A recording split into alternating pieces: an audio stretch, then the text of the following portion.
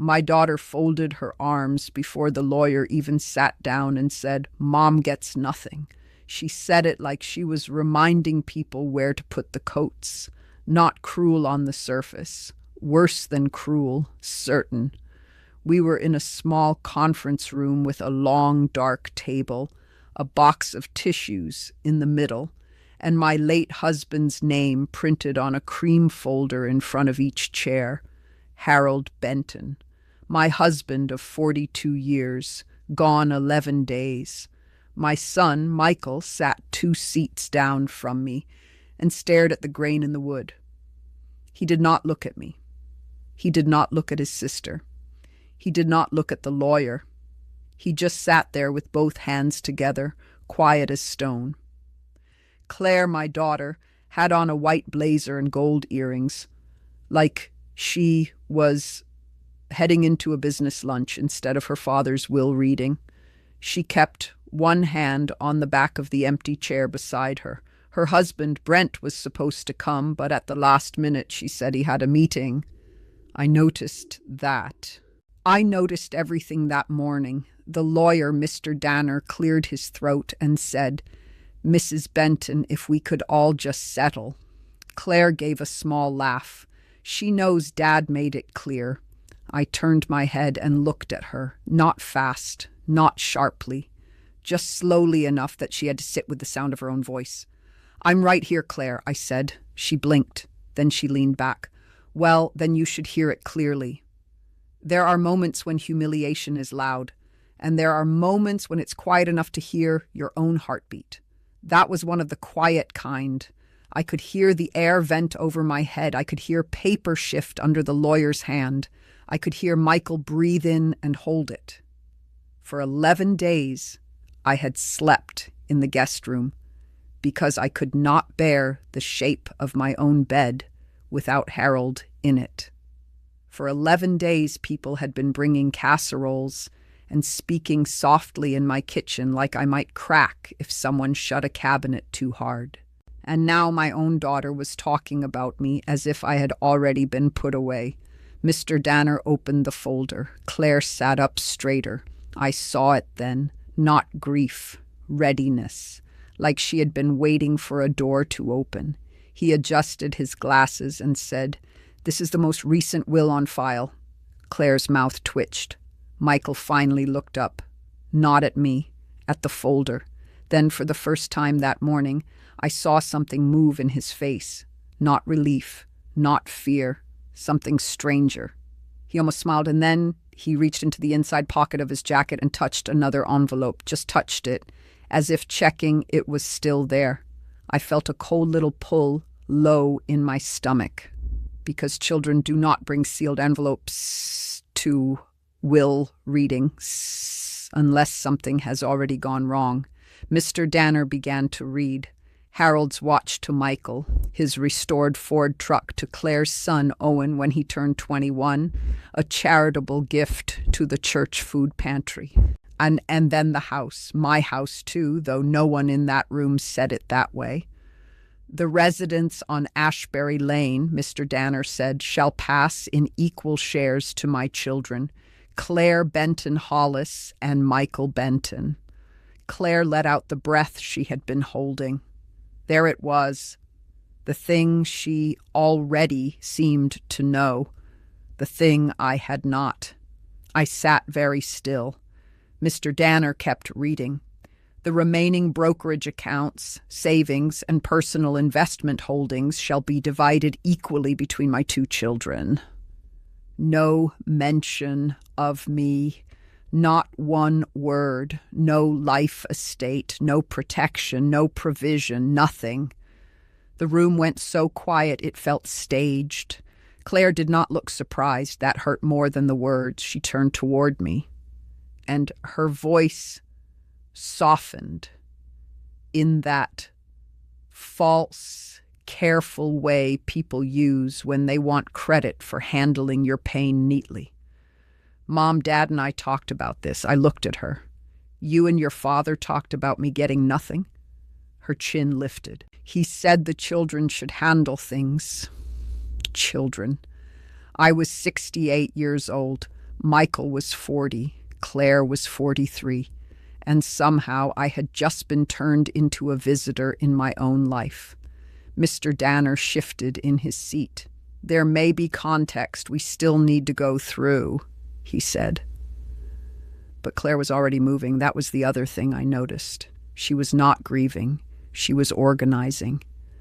She pulled a slim notebook from her purse and opened it. "I think the cleanest thing," she said, "is for Mom to stay with one of us for a while, just until we decide what to do with the house." I actually thought I had misheard her. I said, "Stay with one of you." She nodded like we were discussing weather. "Well, obviously. That word.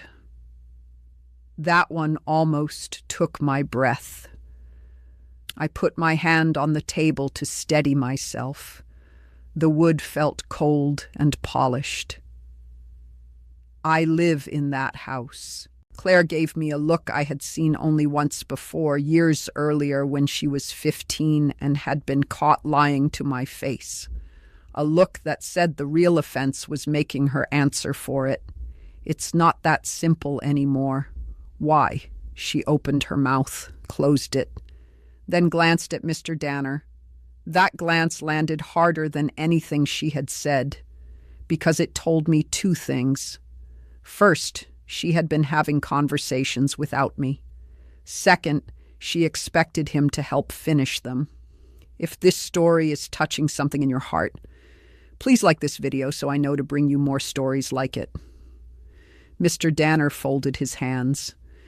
"Mrs. Benton, there are some practical matters." I turned to him. "What practical matters?" He chose his next words very carefully. "Toward the end of your husband's illness, he expressed concerns about maintaining the property, expenses, and long-term arrangements." I could feel my face go hot. "Concerns," Claire jumped in before he could continue. "Mom, please don't make this harder than it needs to be." I looked at her for a long second. Then I said, "Harder for who?" Her mouth tightened. Michael shifted in his chair. That was the first sound he had made besides breathing. A little scrape of leather and wood. He still had one hand inside his jacket, still touching that envelope. I turned to him. "Did you know about this?" His eyes met mine at last, and for one awful second I thought I already had the answer. He looked tired, not smug, not cold. Tired in a way I had not seen before. "Mom," he said quietly, "I knew there was a change." Claire snapped her head toward him. "A change?" I repeated. The words felt dry in my mouth. "What change?" Michael swallowed. Claire sat forward so fast her bracelet hit the table. "This is exactly why Dad didn't want a scene." I laughed once. Just once. Because there is a point where pain turns so sharp it sounds almost like humor. "Your father died 11 days ago," I said, "and you're worried about a scene." Mr. Danner said my name softly, like I was the one coming apart. That made me angrier than Claire had. I reached for the folder in front of me and turned the first page myself. My hands were steady. That surprised me. Maybe shock does that. Maybe after enough years of marriage, childbirth, bills, funerals, and disappointments, a woman learns how to keep her fingers still even when the rest of her world shifts under her chair. The signature at the bottom was Harold's, or close enough to make my stomach drop. But the date was from 3 weeks before he died. 3 weeks before he died, Harold could barely hold a spoon. 3 weeks before he died, Claire had suddenly started insisting that I rest while she drove him to appointments. 3 weeks before he died, Michael had come by one evening, stood in my kitchen with tears in his eyes, and asked me if Dad had said anything strange lately. At the time, I thought he meant about dying. Now I was not so sure. I looked up at my son. He slowly removed the envelope from his jacket and laid it on the table between us. cream paper, my husband's name across the front in thick black pen. Mr. Danner froze. Claire went pale, and Michael, who had been silent through all of it, finally let that small, strange smile reach his face. Then he said, very gently, "Before we go any further, I think we should open this one too." He slid the envelope toward me, and Claire stood up so fast her chair tipped backward onto the floor. Claire stared at the envelope like it had teeth. For a second, nobody moved. Her chair was still on the floor behind her. Michael kept his hand on the envelope, not possessive, steady, like he knew if he let go too soon, Claire would snatch it. "Where did you get that?" she said. Her voice came out thin, not angry yet, scared. Michael looked at her, then at me. "Dad gave it to me." Claire laughed too quickly. "No, he did not." "He did." "When?" Michael did not answer right away. That silence said more than any explanation could have. Mr. Danner leaned forward. "Michael, if that is a personal note, it may not be relevant to the estate." Michael turned to him. "With respect, I think it is." The lawyer's mouth tightened. I noticed that too. Not panic, but discomfort. The kind a man has when a meeting he expected to control starts slipping out of his hands. I looked at the envelope. My husband's handwriting was not elegant. It never had been. Big letters, too much pressure. He wrote grocery lists like he was trying to carve them into the paper. This looked like Harold's hand, or enough like it to make my chest hurt. My name was not on it, not on. Only his. That mattered, because Harold had always done that when he wanted to keep something from becoming a performance. He would write a name on the front, and inside he would leave the real message for the person he trusted to open it at the right time. Claire crossed her arms again, only now it looked less confident and more like she was holding herself together. "This is ridiculous," she said. "Dad was sick. He wrote all kinds of things near the end." Michael did not raise his voice. "He gave it to me 6 weeks ago." That landed in the room like a dropped pan. 6 weeks, not 3, not at the end, before the last sharp decline, before the hospice bed came, before Claire started handling every appointment. I looked at my son. "Why didn't you tell me?" He looked at me and I saw the answer before he spoke, because he had been afraid, not of me, of what opening his mouth would do to the family while his father was still alive. He rubbed a hand over his jaw. "Dad told me not to unless I had to." Claire gave a bitter little smile. "How convenient." He ignored her.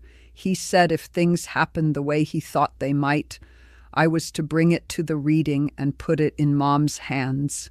My fingers went cold, not because I trusted the envelope yet, because Harold had always known how to word something so a person would obey it. He was not dramatic. He was direct. That was how he spoke. That was how he wrote. Claire leaned across the table. "What exactly do you think is in there, Michael?" He looked at her, calm as I had ever seen him. "I know what's in there." I turned to him. "You've read it?" His face changed, just a little. Guilt. "Yes." Claire let out a hard breath through her nose. "Of course you did." I said, "What does it say?" Michael looked at the envelope between us. Then he said, "I think you should read it yourself." That was my son, even now, 40 years old, and when something could wound me, he still wanted the words to come clean, not through someone else's mouth. I picked up the envelope. Claire took one fast step toward me. "Mom, don't." There it was, not concern, urgency. I looked up at her. "Why not?" She opened her mouth, but nothing sensible came out. Mr. Danner stood. "Perhaps we should slow down." "No," I said. My own voice surprised me. It was not loud, but the whole room stopped around it. No, we are not slowing down. I slid one finger under the flap. The paper had already been opened once. I felt that immediately, not torn badly, lifted carefully, then pressed back down. I looked at Michael. He held my gaze, did not apologize, did not flinch. Inside was one folded sheet, just one, not a packet, not a stack. And for the first time since Claire said I got nothing, I felt a small piece of solid ground under my feet, because people who lie usually need more paper than that. I unfolded it. The room made itself small around me. I heard the air vent again, a car door outside, somebody's phone buzzing once and getting silenced. Then I read, "Miriam, if this reaches the table, then I waited too long to fix what I should have fixed sooner." That was Harold. That was him all over. No pretty beginning. Straight into the regret. I kept reading. What Claire and Brent have been pushing is not what I wanted. I signed one draft when I was tired, cornered, and not in my right judgment to think through the consequences. If that paper is being used as my final word, then it is wrong in every way that matters. My hands started to shake then, just a little, not from the will, from the sentence under it. "You are to remain in your home as long as you choose. Everything else can be sorted after that. But no one is to move you, pressure you, or speak for me on that." I had to stop reading for a second, not because it was long, because I could hear Harold's voice in it, plain, firm, a little ashamed. Michael looked down at the table. Claire looked at the wall behind me. She would not look at my face, I went on. I let too much happen through exhaustion and argument. That is on me. Michael knows what he saw. Reverend Thomas knows what I said. If there is a fight, tell the truth all the way through. I am sorry, Mimi. That last line hit hardest, because Harold had not called me Mimi in public for years, only when we were alone. Only when he knew he had disappointed me and did not know how to soften it. The room stayed quiet after I finished. Not one person tried to fill it. Then Claire said, "That is not a will." I folded the paper once and set it down. "No," I said. "It's not." Relief flashed across her face too quickly. Then I added, "It's your father telling me he did not want me pushed out of my home." Her shoulders stiffened again. Mr. Danner adjusted his tie. "A handwritten letter does not automatically revoke a formal will." I turned to him. "Did you draft the will you just read?" He hesitated. That was enough to tell me yes. "Yes," he said. "Did Harold come to your office for it?" "He signed in the presence of witnesses." "That is not what I asked," Claire cut in. "Mom, please stop interrogating people." I did not even look at her. I kept my eyes on the lawyer. "Did my husband come to your office?" Mr. Danner's face went still. Then he said, "No." Michael shut his eyes for 1 second, like that answer, even expected, still hurt him. I said, "So where was it signed?" "At your home." I felt something shift inside me then, a hard little click, not understanding yet. Position. The first tiny piece of it. Because I remembered that afternoon I had gone to the pharmacy. Claire had insisted on staying with her father. She had told me to take my time. She had even written the list for me herself. I could see that list in my mind now, her neat blue pen, cough drops, soup, extra batteries for the bedroom monitor. And when I came home, Brent's car had been pulling away. I had asked what he was doing there. Claire said he had just stopped by to drop off coffee. At the time, nothing about that felt big enough to fight over.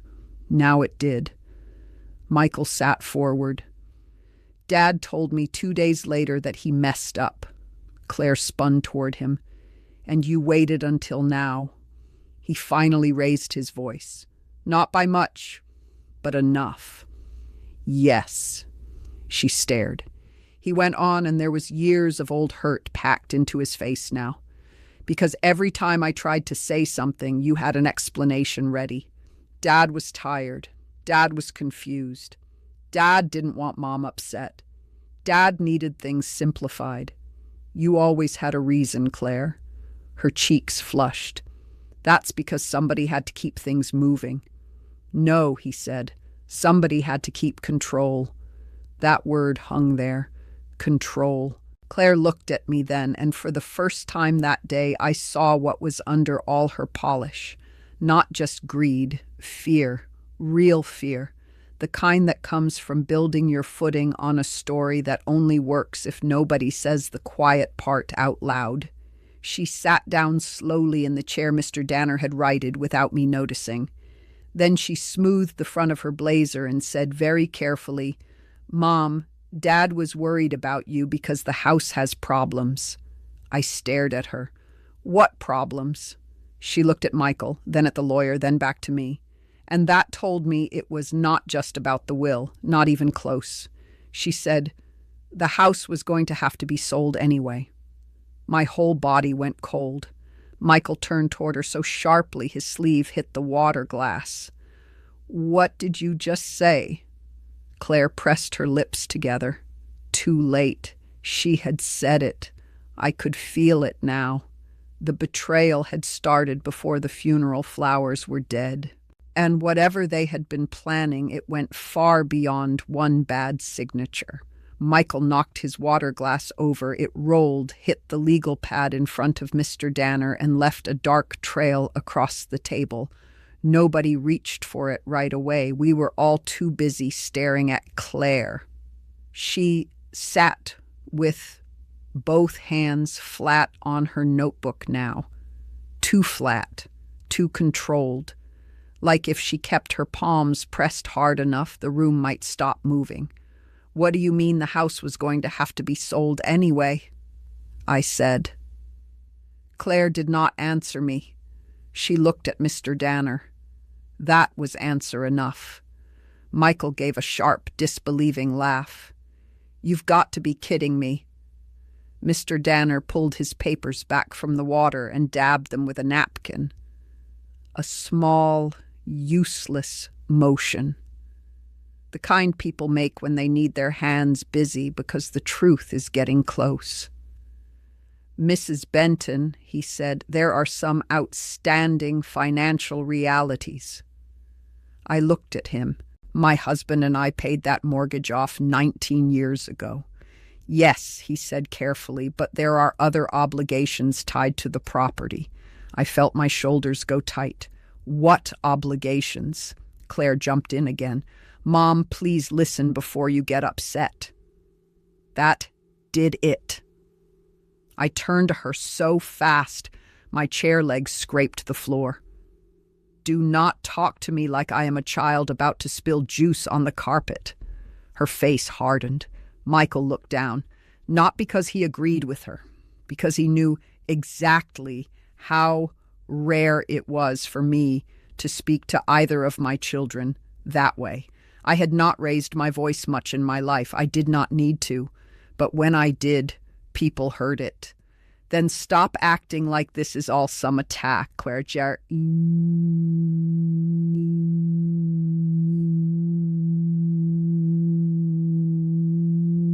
Stop making it one. Her mouth opened, closed. Then she leaned back and folded her arms again. That old posture, the one she used when she was a girl and wanted to pretend she was untouchable, but I knew her too well. Her knee was bouncing under the table. I could see the edge of it through the gap in the chairs. Mr. Danner said, "There was a line of credit opened against the house last year." For a second, I thought I had heard him wrong, not because the words were complicated, because they did not belong in my life. "A line of credit," I repeated. He nodded. Michael swore under his breath. I looked at him. He looked back at me and shook his head once, small, tight, as if to say he knew part of this, but not that part. I said, "Who opened it?" Nobody answered, not for 2 whole beats. Then Claire said, "Dad did." The room went quiet again, but this time it was not shock, it was calculation. Who would speak first? Who would break? I asked the question slowly. "For what?" Claire's eyes flickered. "Repairs, expenses, things came up." "What things?" "Medical equipment, contractor deposits, some short-term coverage." I stared at her. "Your father hated debt." "It wasn't debt like that," Michael barked out. "What does that even mean?" Claire turned on him. "It means not everything was your business just because you wandered in twice a week looking guilty." His face changed at that. Not anger first, pain, then anger. He sat forward with both forearms on the table.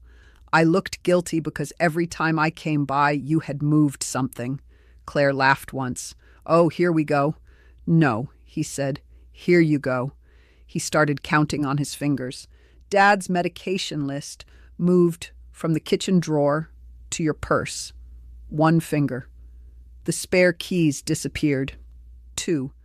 Mom suddenly wasn't driving Dad to appointments anymore. 3. And Brent kept showing up when nobody asked for him." Claire's voice sharpened. "Brent was helping." Michael leaned in farther. "Helping with what?" Her chin lifted. "With things you don't understand." That sentence was not for him. It was for me. That was the point of it, not information. Placement.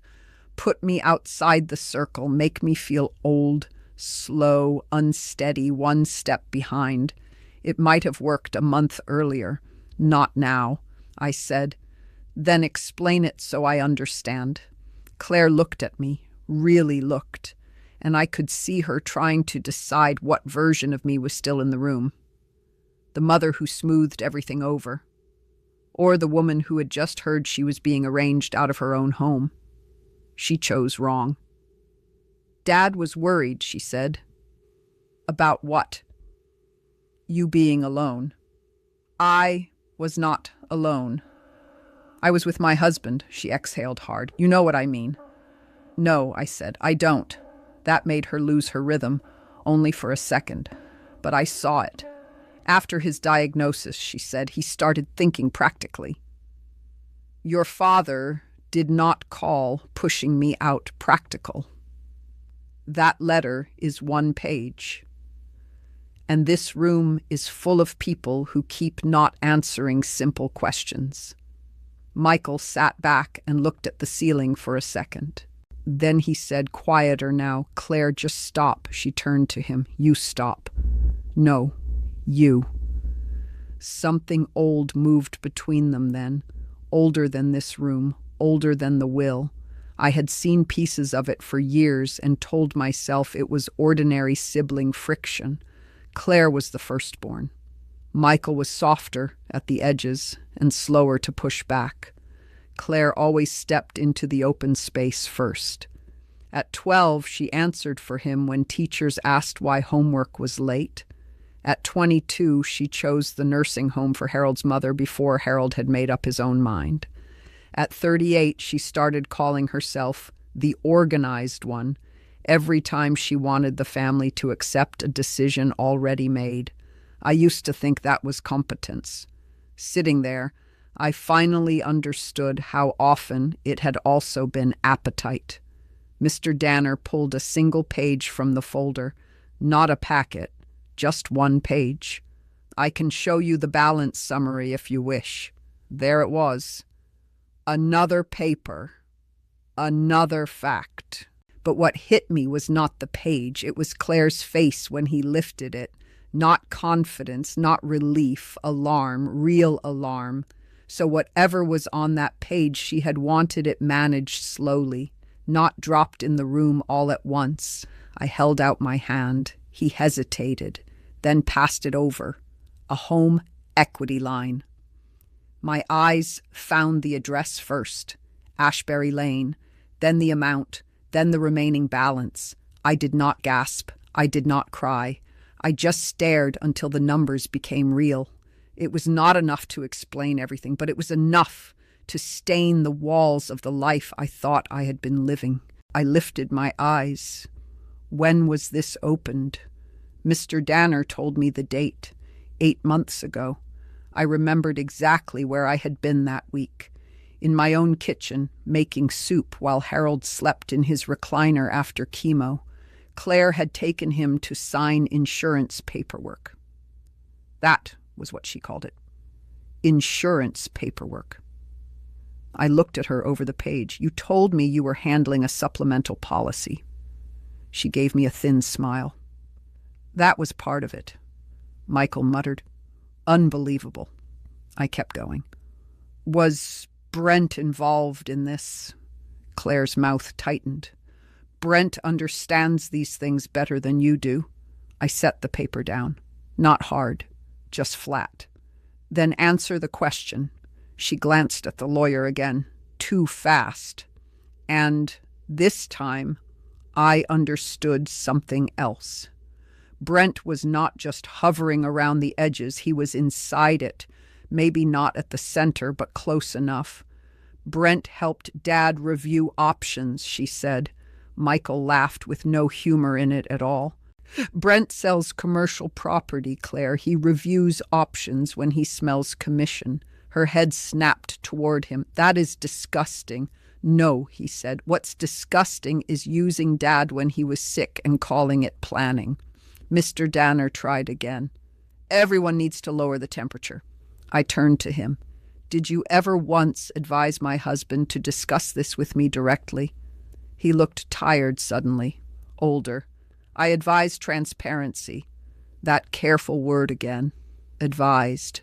Not required, not ensured, not insisted. Claire said, Mom was exhausted. I looked at her. Did I say that? You didn't have to. And Harold did. He was trying to protect you. There it was, the public rewrite. They weren't taking from me. They were protecting me. They weren't hiding things. They were simplifying. They weren't cornering a sick man. They were helping him think practically. I had heard versions of that language before at the hospital, at the funeral home. In my own kitchen when Claire started answering questions before I opened my mouth. It all sounded caring if you did not listen too hard. I listened hard now. I said, protect me from what? Claire spread her hands. From stress, from bills, from keeping up that big house by yourself, from making decisions while grieving, I asked. So your answer was to make them for me. Her eyes flashed. Somebody had to. Michael looked at her for a long time. Then he said quietly, you really thought she'd just go? The question landed harder than if he had shouted it. Claire went still. He asked again. You thought Mom would hear she gets nothing, pack a suitcase, and thank you for managing her. She looked away. That was a first true crack in her all morning. Not tears. Avoidance. Which told me more. Because if she had really believed she was right, she would have looked him dead in the face. Instead, she reached for her notebook and flipped it open. A practical little motion, a control motion, but her fingers were clumsy now. A folded page slipped out and landed near my side of the table. She moved to grab it. I got there first. It was not official stationery, not legal, just a printout, a real estate listing draft. My address at the top. 2 exterior photos, a suggested asking price, and under occupancy notes, 1 sentence, owner deceased, property transition in progress, showings projected within 30 days. For a second, nobody breathed. Then Michael stood up so fast his chair slammed backward into the wall. You listed the house? Claire rose too. It wasn't active. Wasn't active, he shouted. You had photos taken? She shot back, because somebody has to think ahead. I stayed seated. That surprised all 3 of them, maybe even me. I placed the printout carefully on top of Harold's will. Then I looked at my daughter, not the lawyer, not my son, her. You planned showings in my house while I was still sleeping in the guest room. Her face changed. Not enough, but some. Mom, no. I stood then, slowly. My knees felt steady. My voice did too. You will not use that word until you decide whether you mean it. Claire stared at me, as if I had slapped her. I had not. But something had shifted all the same. Mr. Danner said my name. I did not turn to him. I kept my eyes on my daughter. Were you ever going to tell me before strangers started walking through my bedroom? Her lips parted. Nothing came out. Michael was standing off to my left now, breathing hard. He looked sick, not surprised anymore. Sick. And that told me he had suspected cruelty, not the size of it. Claire finally said it wasn't going to happen like that. I nodded once. Then tell me how it was going to happen. She said nothing. That was the answer, not because silence proves everything, but because people can usually describe their good intentions. It is bad ones that go wordless. I picked up Harold's letter and folded it back into its envelope. Then I took the listing printout too. Claire reached across the table. That is private. I looked at her hand, then at her face. In my house, she pulled back. Michael said, low and dangerous now. Claire, sit down. She ignored him. I was trying to prevent a mess. I said, you created one. Her voice rose. Because nobody else would do what needed to be done. And there it was again, not grief, entitlement, that deep old belief that if she moved first, she owned the ground. I picked up my purse. Mr. Danner stepped half out of his chair. Mrs. Benton, I really think leaving now could complicate matters. I turned to him at last. My husband's death has already been complicated enough. Then I looked at Claire, then at Michael, and I asked the question I had not wanted to ask until I had to.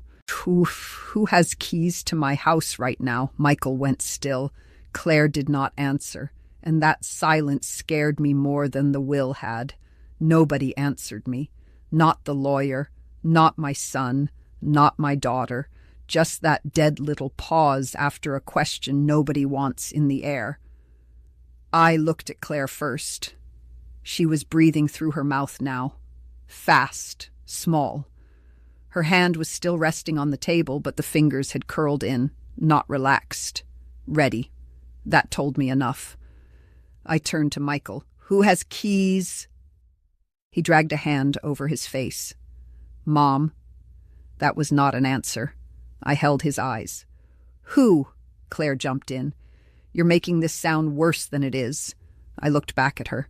How many keys? Her chin lifted. 1 copy. Michael let out a sharp breath. You told me Brent gave that back. Claire swung toward him. He was checking the back gate lock. The back gate lock, he repeated. I said very quietly, Brent has a key to my house. Claire spread her hands like this was all becoming unreasonable because I was saying it out loud. He had one for practical reasons. I laughed once. Not because it was funny, because sometimes your body has to do something with the shock. Practical reasons, I said.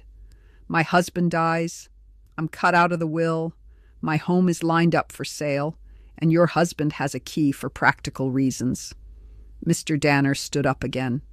Let's all take a breath. I turned to him. No. Pup. I was tired of being calmed, tired of being managed, tired of hearing soft voices used like a lid. I looked at Claire. Did you ever give anyone permission to enter that house when I wasn't there? She did not answer. That was answer enough. My chest went tight then. Not from money, not from the will, from the house, from my kitchen table, my cedar chest upstairs, the hallway where Harold marked the children's heights in pencil and I never painted over them, from the thought of strangers walking through any of it while I was downstairs making funeral phone calls. I picked up my coat from the back of the chair. Michael moved fast. Mom, wait. Claire said, "Where are you going?" I stared at her. "Home." She stepped around the table. "You should not be alone right now." That almost made me stop breathing, not because of the words, because of the nerve. My own home is exactly where I should be. Michael was already reaching for his keys. "I'm coming with you." Claire snapped. "No, you are not." He turned on her then, not loud at first, which was worse. "Don't tell me what I'm doing." She folded her arms again, that shield, that old habit. "You're going to make this uglier." He gave her a look I had never seen on his face before. "It's already ugly." I started toward the door. Mr. Danner called after me. "Mrs. Benton, before you leave, I need to advise you not to remove any estate records." I turned with Harold's letter and the listing printout in my hand. My husband's apology to me is not an estate record. Then I lifted the listing page, and this should never have existed in the first place. He had no good answer for that. Claire grabbed her purse. "I'm coming too." I said, "No, you are not." She stopped, actually stopped. I do not think she expected that word from me. Not clean, not flat, not final. "Mom, this is still family." I put my coat on. "No, Claire." I looked right at her like, "This is control." That hit her. I saw it. Not because she agreed, because I named the things she had been hiding inside softer words all morning. Michael opened the conference room door. The hallway outside smelled like copier toner and old carpet. So ordinary, which made the last hour feel even more unreal. As we stepped out, Claire followed anyway. Of course she did. She had followed every boundary all her life as if it were only a suggestion for other people. "Mom," she said behind me, heels clicking fast on the tile, "you can't just go storming into the house like this." I kept walking. "Watch me." Michael made a sound that was almost a laugh. Almost. It died quickly, because none of this was funny. We reached the parking lot. The March air was cold enough to wake me up. For the first time that day, I felt something besides hurt. Purpose. Small, hard, useful. Claire came around the front of Michael's car as he unlocked it. "This is not smart." He opened the passenger door for me. Then he looked at her over the roof of the car. "You should really stop saying things like you're in charge." She glared at him. "I'm trying to prevent a disaster." He said, "You already had pictures taken for a listing. That was preliminary. You wrote showings projected within 30 days. She went pale again, a little, enough. Then she looked at me. Not him, me. And her voice changed, softer now. "Careful. Mom, I know you're hurt." I stood with one hand on the open car door. "Hurt," she nodded. "Yes," I said, "I am not hurt because of misunderstanding." Her mouth tightened. "I never said that." "No, you just keep building around it." Michael got in on the driver's side. Claire stepped closer to me. Too close. "I was trying to make sure you didn't end up drowning in expenses." I stared at her. "Then why did you never tell me about the line of credit?" She froze. There it was again, that tiny blank space when truth meets daylight. Then she said, "Dad didn't want to upset you." I shook my head once. "Everything bad in this family cannot keep wearing your father's face."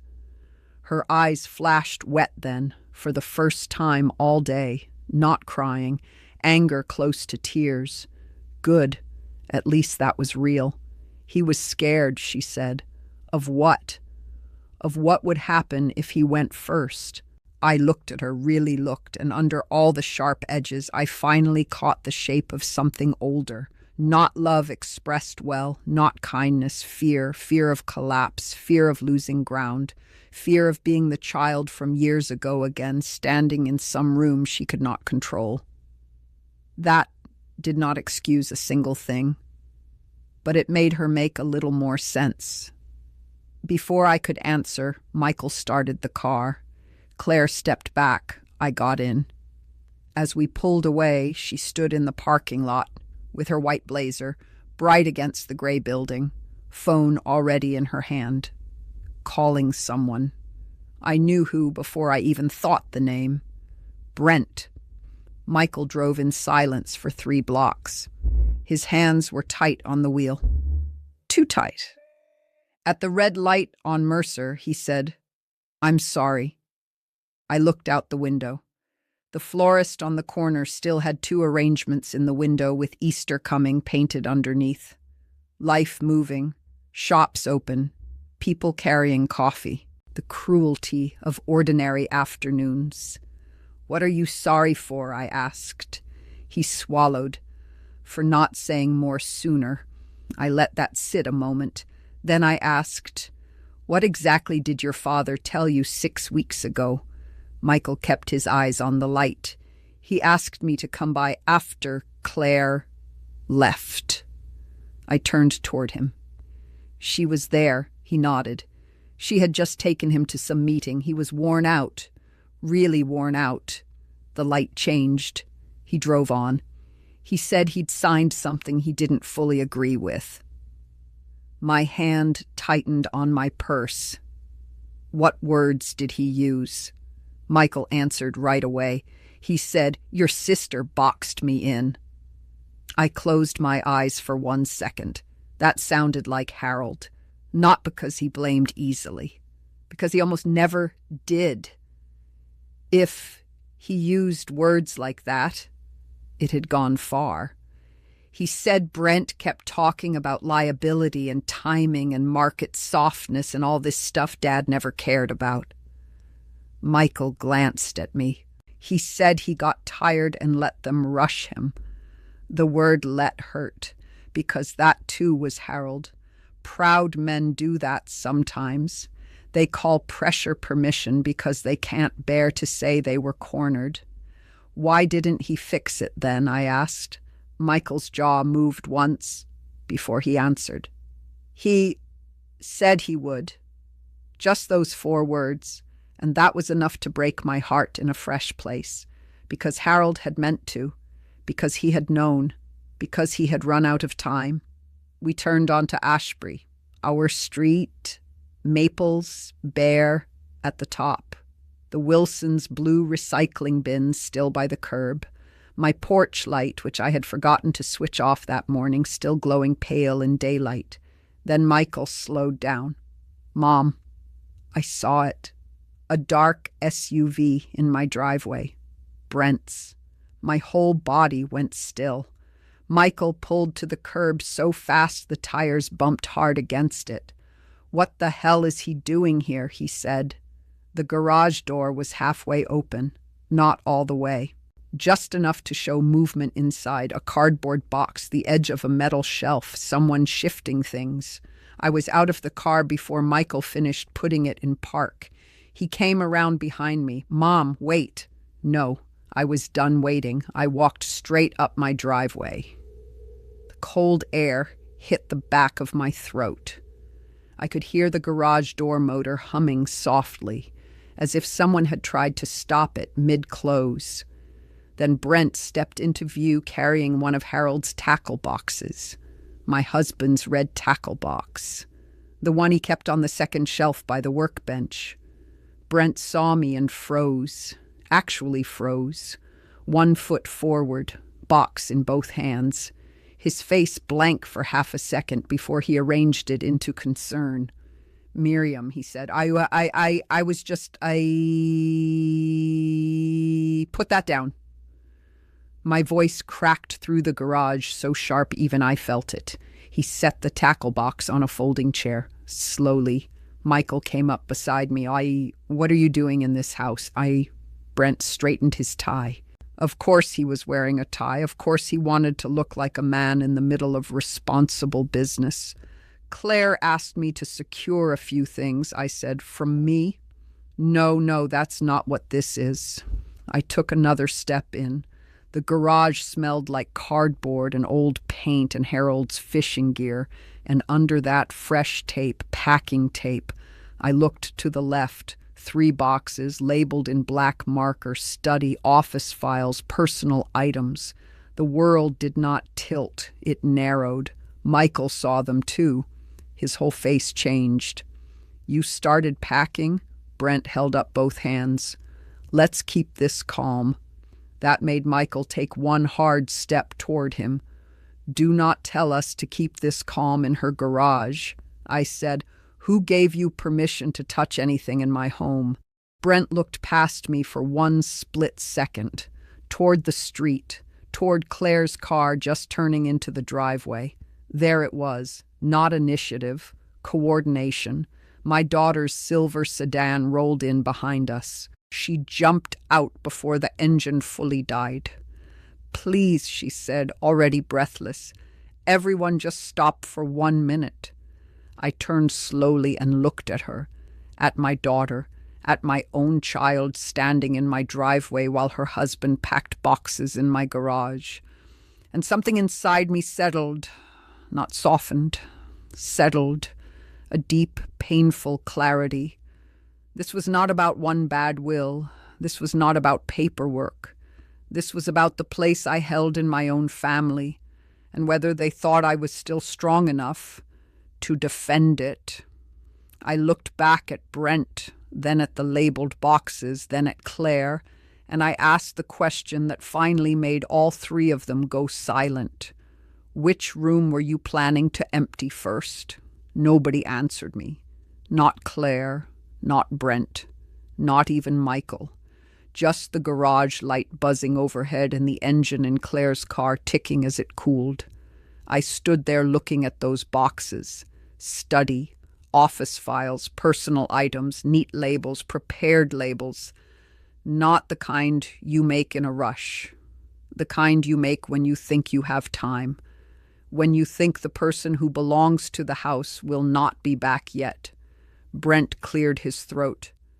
"Miriam, this is not what it looks like." I turned to him like, "Shh, then you say what it is." He opened his mouth, closed it, then tried again. Claire was worried some things might disappear in the confusion. Michael let out a short, ugly laugh. "In the confusion." Brent kept his eyes on me. "After a death, families misplace things, important papers, valuables. We were trying to secure sensitive items." I looked at the red tackle box on the chair. Harold kept worms and hooks in that. Brent's face stiffened. Michael took one step closer to the stacked boxes. He pointed at them. "And what exactly is sensitive in Mom's sewing room?" Claire spoke too fast. "Nobody said anything about her sewing room." Michael turned to her. "So there is a plan." "There was no plan. You already had categories." "That doesn't mean—" I cut in. "Open them." Claire stared at me. "What?" "The boxes." Brent put a hand out. "Miriam, let's not turn this into a spectacle." I looked at his hand until he dropped it. Then I said it again. "Open them."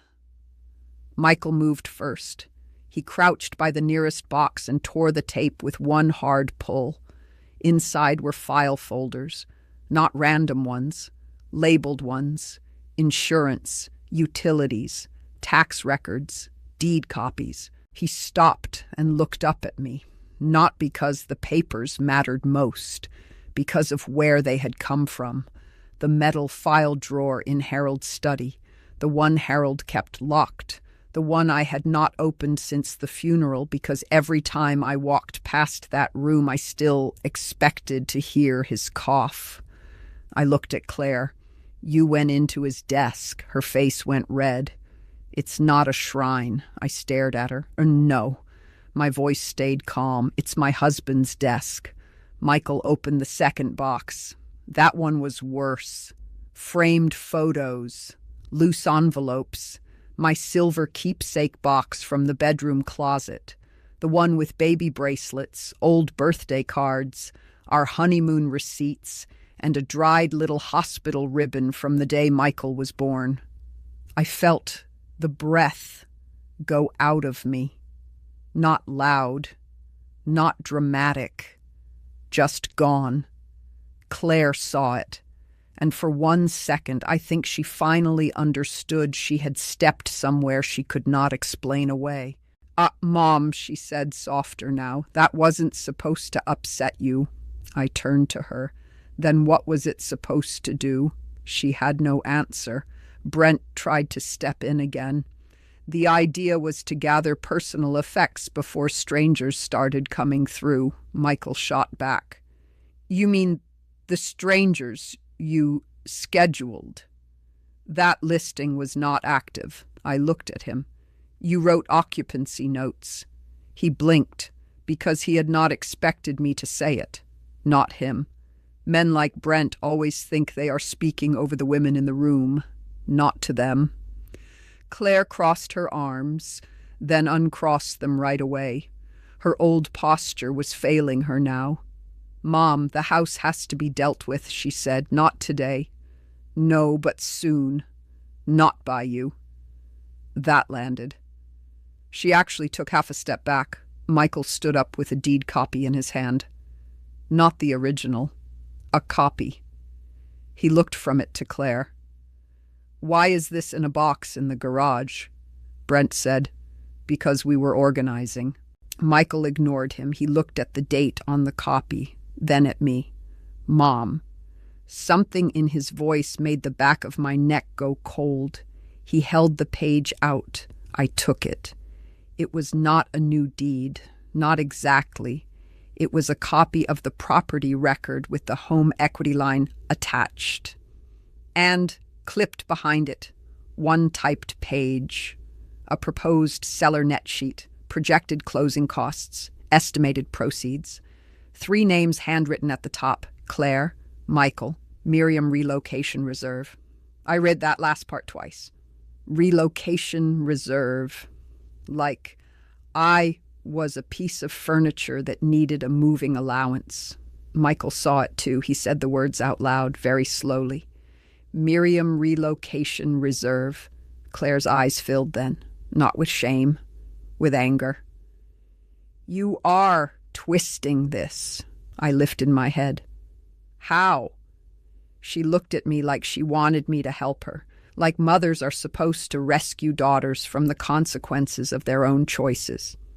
Dad wanted things simplified, she said.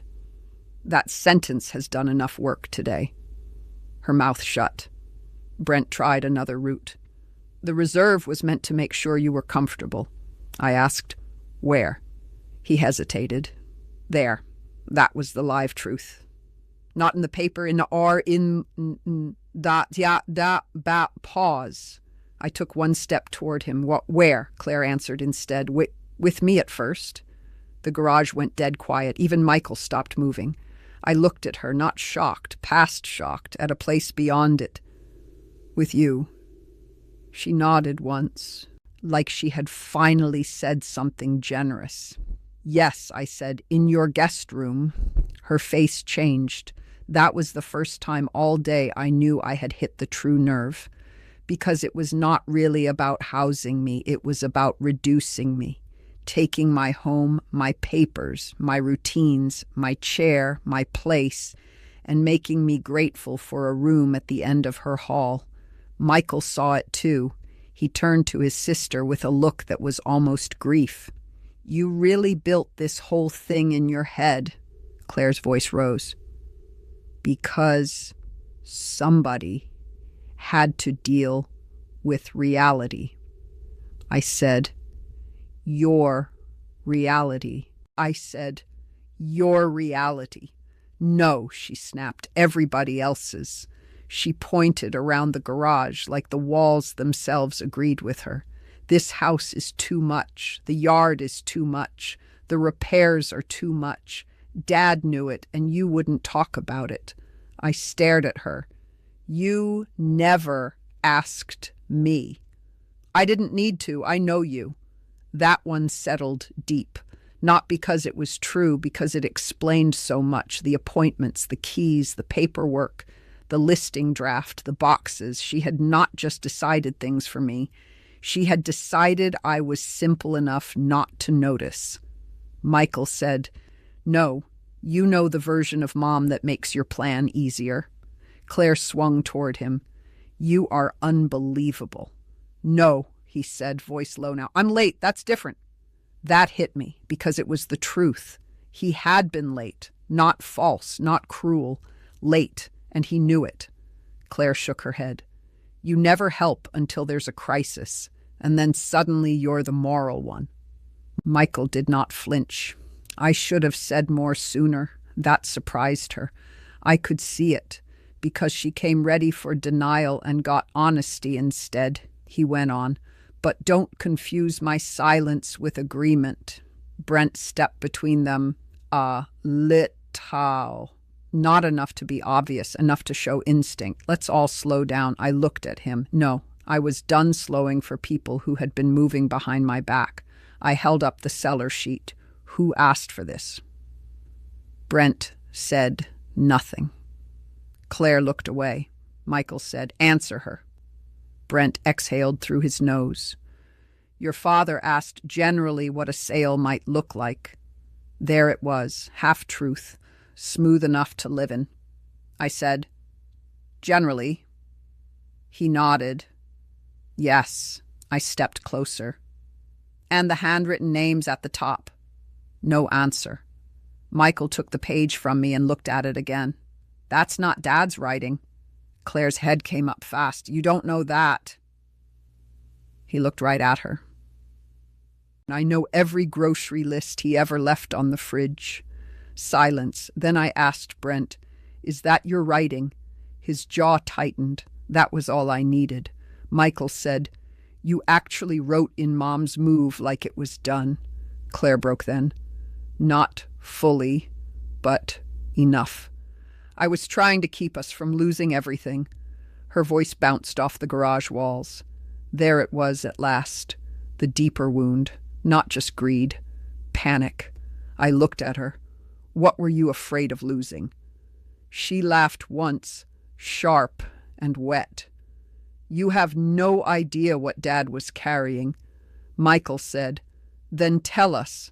She pressed both hands to her forehead and paced once between the folding chair and the workbench.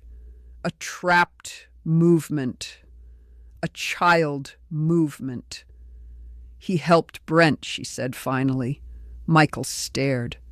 "With what?" Claire looked at me now, actually looked. And under all the defiance, there was the thing she had been hiding from since the lawyer's office. Fear of being judged small. 2 years ago, she said, when Brent's development deal stalled, Dad signed as backup on a private bridge loan. Michael went still. I felt my stomach drop. Not because I understood every financing term, because Harold had sworn he would never mix family and business that way. I said no. Claire nodded, tears standing in her eyes now.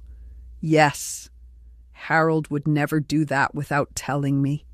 He did it because Brent begged and because I begged too." Michael looked sick again. Brent said, "I paid most of it back." "Most," I repeated. He said nothing. That was answer enough. Claire spoke fast, words tripping over each other now. "When Dad got sick, the remaining amount was still hanging there. And then the market shifted, and Brent said if the house stayed tied up too long, the line and the old loan exposure could turn into a disaster." Michael stared at Brent. "So this was never just about Mom living arrangements?" Brent looked down. No denial. I asked, "Did Harold open that line to cover your husband?" Claire whispered, "Partly." That word sat in the air like smoke. Partly, not all, enough. Michael dragged both hands down his face. Oh my God, I felt very still inside. The pieces had stopped spinning now, not every piece, enough. My daughter had not only pushed me aside, she had been trying to keep a secret hole in her own life from opening under her feet, and she had used my husband's illness, my grief, and my house to do it. I set the paper back on the box. Then I looked at Brent, then at Claire, and I asked the one thing neither of them was ready for. Did Harold know you were packing my things today, or is this the first time you've gone against even the version of him you kept using? That was the question that finally broke the room, not with shouting, with silence, real silence, the kind that leaves people standing inside what they have done with nowhere left to hide. Brent looked at Claire. Claire looked at the concrete floor. Michael looked at both of them and shook his head once, slow and tired. I waited. I did not fill it for them. I had spent too much of my life making things easier for people when the truth got uncomfortable. Not this time. Finally, Brent said, he did not know about today. I nodded. Of course he did not, because even Harold, tired and cornered and ashamed, would never have approved of his daughter's husband packing my keepsakes into garage boxes while I was still thanking people for funeral flowers. Claire whispered, "It wasn't supposed to happen like this." I looked at her. It was always going to happen like this.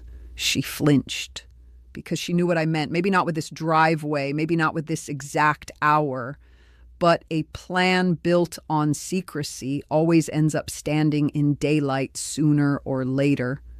Michael spoke then, very calm. "Give me your key." Claire looked up at him. "What?"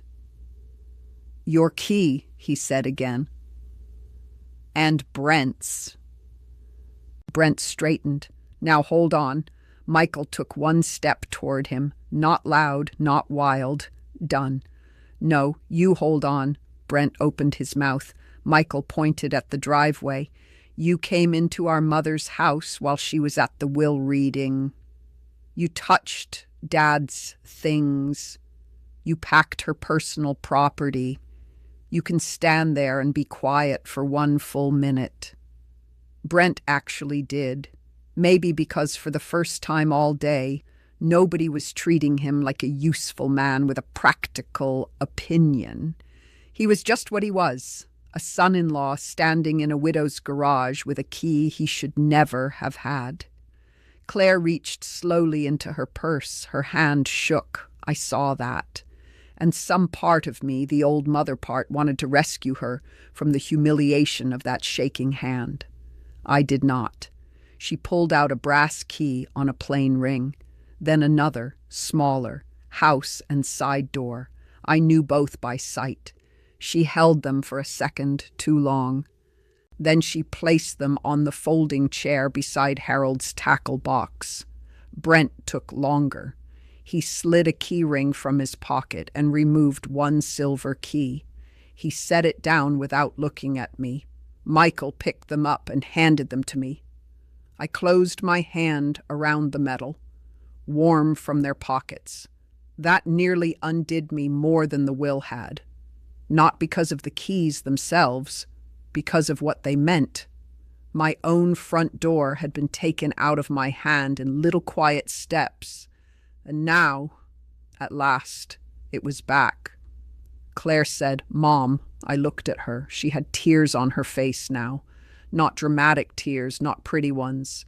Angry, embarrassed, exhausted tears. "I was scared," she said. I believed her. That was the hard part. I believed she had been scared. I also believed she had chosen herself over me every step of the way. Both things were true. I said, "I know."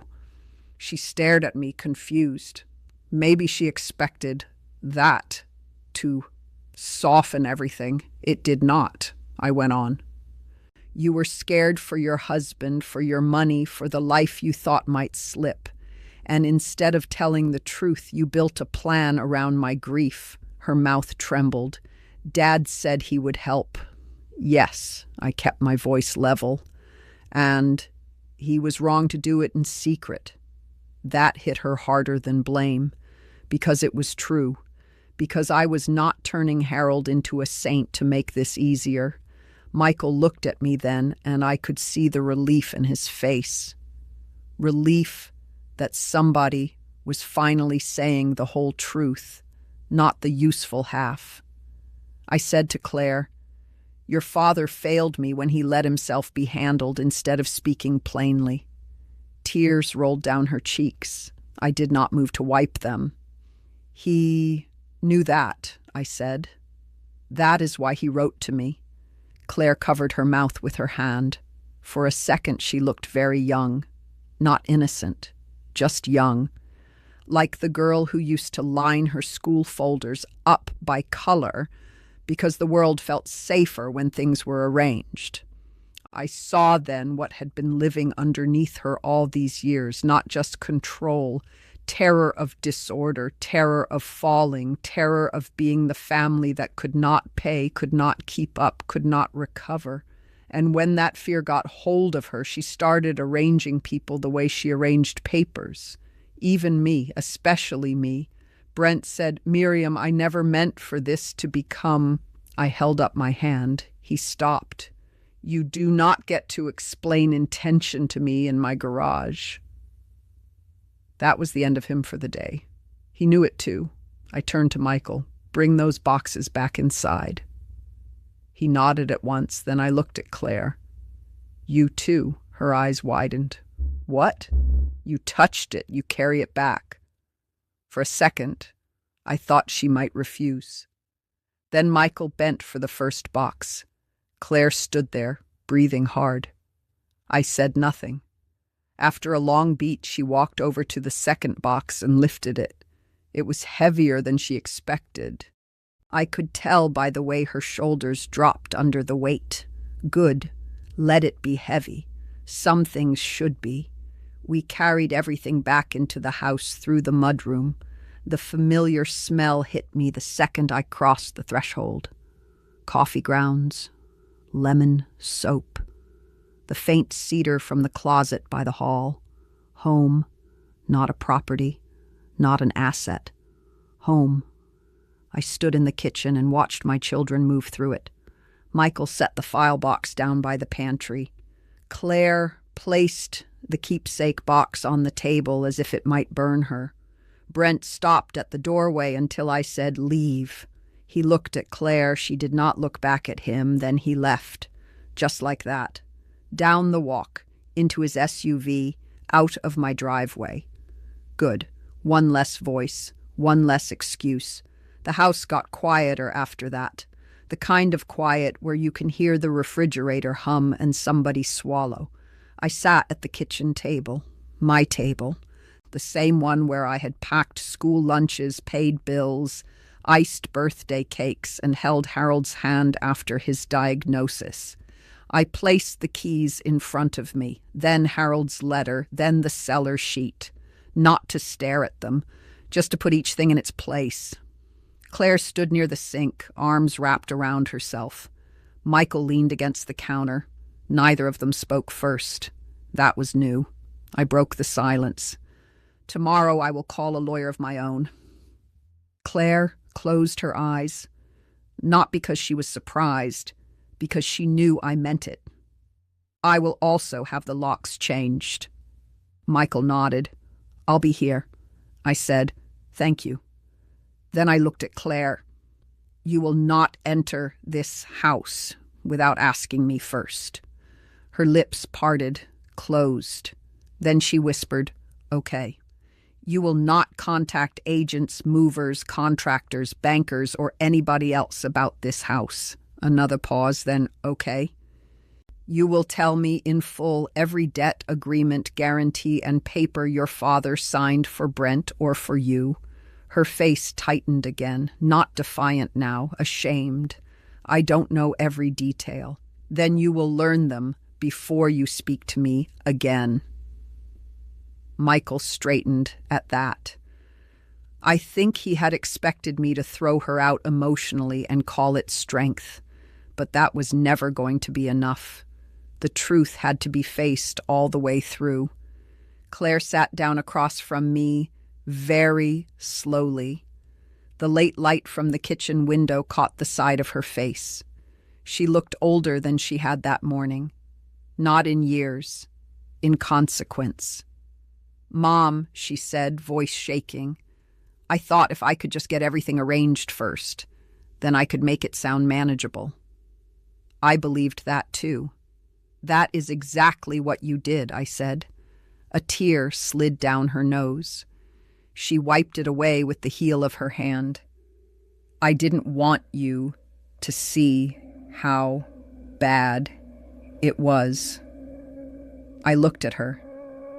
No. I let the words sit before I finished. You didn't want me to stop you. Michael exhaled hard through his nose. Claire started crying then. Not loudly, no performance. Just that broken, tired kind of crying a person does when the story they built can no longer hold their own weight. I let her cry. Some things should not be interrupted. After a while, she said, I'm sorry. There it was. Not enough, but real. I asked, what are you sorry for? She lowered her head. For using Dad, a pause. For deciding for you, another pause. For the boxes, another. For making Michael carry what I should have said out loud. Michael looked away at that. I could see it hit him, because that had been his wound all along. Not just what Claire did. What silence made him become. I nodded once. That is a start. Claire cried harder at those words than she had at anything else. Maybe because she knew I was not offering quick forgiveness to make the room comfortable again. Maybe because she knew there would have to be a different kind of relationship after this, or none worth having. I looked at both my children. I am not leaving this house because somebody panicked. Neither of them spoke. I am not spending the rest of my life in a back bedroom being told what is practical. Claire shut her eyes. Michael's face tightened, but he gave the smallest nod. And from now on, I said, if there is bad news, I hear it as myself, not as a problem to be managed. The kitchen stayed still around that. Then Michael came over and put one hand on the back of my chair. He did not say much. He never had, but he said enough. I'm here now, Mom. I put my hand over his for 1 second. I know. Claire looked at us, then down at the keys on the table, and I think she understood something in that moment she had not understood when she was moving papers and planning showings. A family's not held together by whoever grabs the folders first. It is held together by whoever can still tell the truth when truth costs them something. The next morning, the locksmith came, just one outside person, a square, quiet man with kind eyes and cold hands.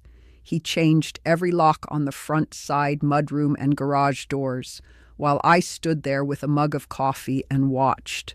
No drama, no speech. Just the clean metal click of one chapter closing and another beginning. Michael stayed through lunch and helped me carry Harold's things back to the study. Not all of them, just enough to restore the room. His reading glasses on the corner of the desk, the tackle box back in the garage, the file drawer closed and left for my own lawyer. Claire did not come in. She sat in her car at the curb for 20 minutes before leaving. Later that week, with my own attorney beside me, the truth got sorted properly. The bad will was challenged. The pressure around Harold's signing came to light. The house could not simply be pushed out from under me. Some debts were real, some would have to be faced, and some people, for the first time in a very long time, had to answer for what they called helping. It was not clean, it was not instant, but it was honest. That mattered more. Claire and I are not the same now. Maybe we never will be. She is trying, I can say that much.